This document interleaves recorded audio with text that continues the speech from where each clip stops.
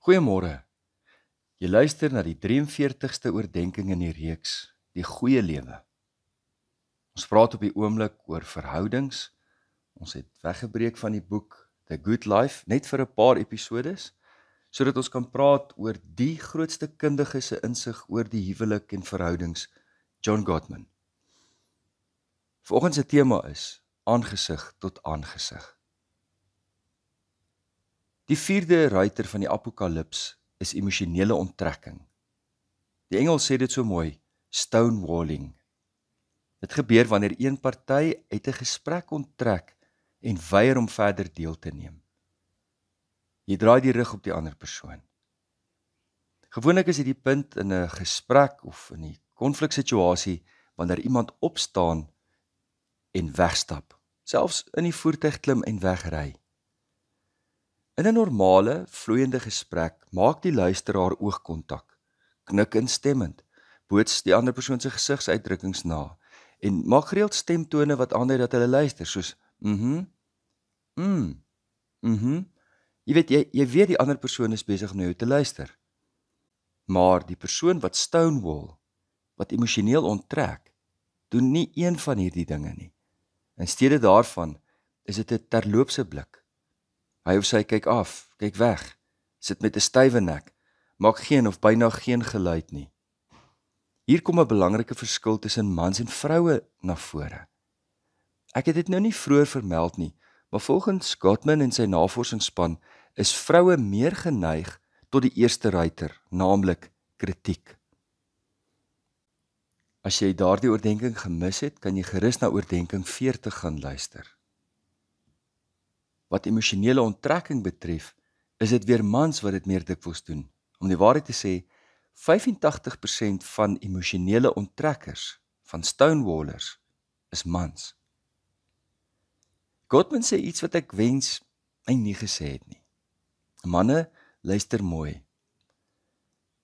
As ons strategie is om te stonewall, sodat ons die situasie kalmeer, of ons vrouens kalmeer, dis blykbaar nie so suksesvol nie.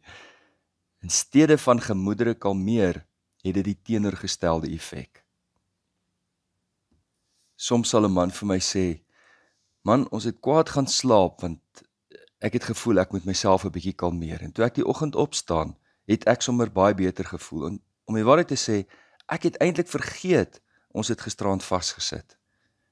Maar hoe verbaas was ek, toe ek my vrou wil môre sê, en sy lyk vir my kwaader as gisteraand. Het mag dalk 'n veralgemening wees. Maar om emosioneel te onttrek en nie die konflik te hanteer binne 'n billike tydsraamwerk nie, het die teenoorgestelde effek as kalmering. Kom ons kyk nou na die groter prentjie, die sirkel van 'n verhouding se verloop. Iemand spreek kritiek uit, of emosionele onttrekking kan eerste wees. Maar daar's kritiek, emosionele onttrekking, verdere kritiek, langer emosionele onttrekking, nog kritiek, langer emosionele onttrekking. Met ander woorde, jy verval in hierdie resep van oneindige wederwysige verwonding. En ergens sal 'n mens dit moet raak sien. Bewus moet wees dat hierdie spel, hierdie siklus, nie 'n goeie einde het nie. Ons moet doelbewus die besluit neem om hierdie siklus te verbreek. Wat verder insiggewend is dat wanneer vrouens 'n punt bereik om te stonewall, is dit 'n baie slegte teken vir die uitkoms van die huwelik.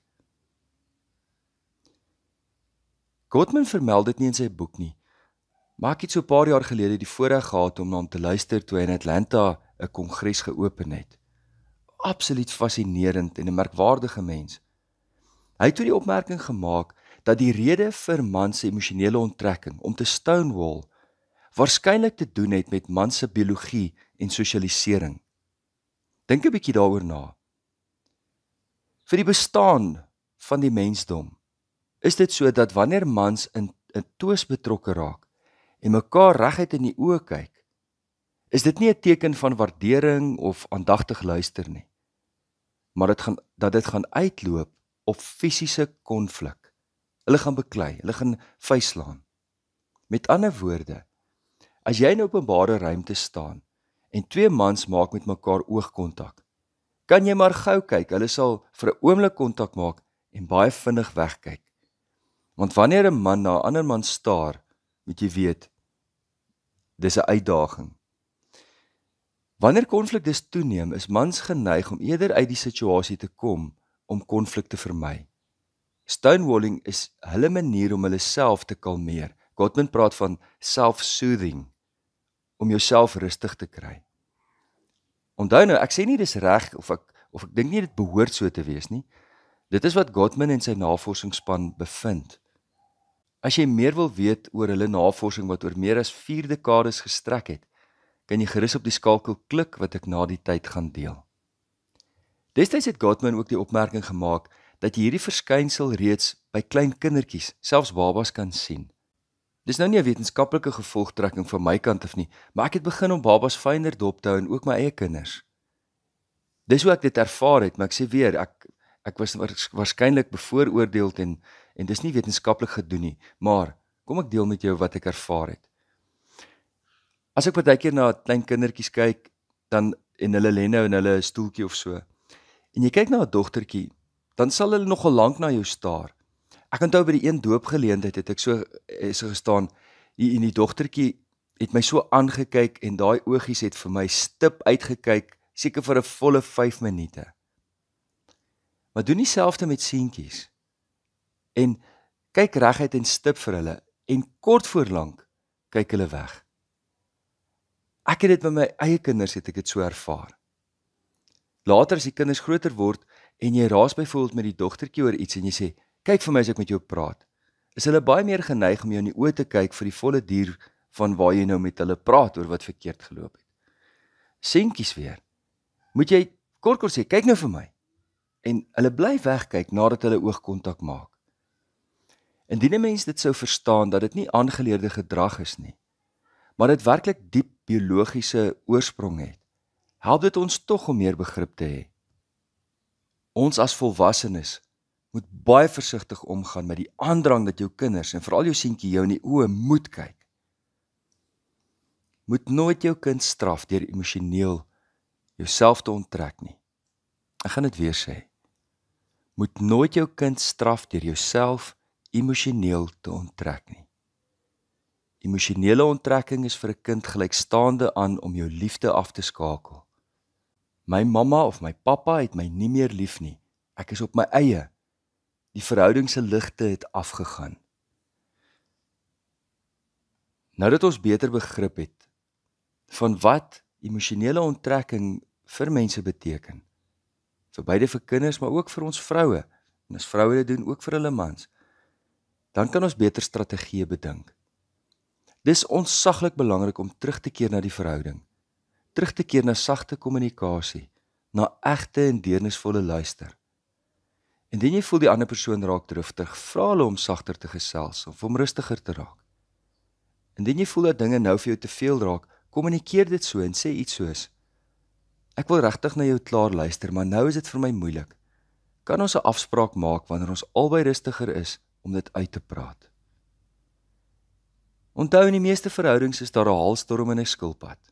Ek sien dit baie in my spreekkamer.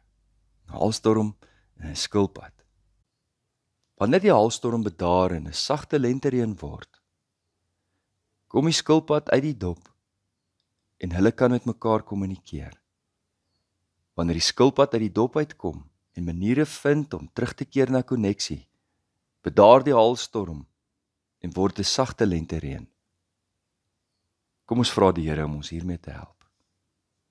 Hemelse Vader, ons vra U dat U ons sal vul met U Heilige Gees, dat ons die vrug van die Heilige Gees in ons lewe sal bly inoefen, om liefde uit te leef, om met blydskap te leef, om vrede te maak, om geduldig te wees, vriendelik te bly, goedheid en getrouheid in ons harte te koester, sagmoedig te wees en onsself te beheer. Ons weet dat ons aan Jesus behoort. En ons kruisig ons hartstogte en ons begeertes wat nie in pas is met U Heilige Gees nie. Help ons om nie verwaand te wees, ander uit te tart of jaloers te wees nie. Maar help ons om in 'n gees van sagmoedigheid 'n ander reg te help. Deurgrond ons, o Heer, dat ons ook onsself ondersoek en ons hart voortdurend tot U bekeer. Dit bid ons in Jesus naam. Amen. Liefde en 'n geseënde dag vir elkeen.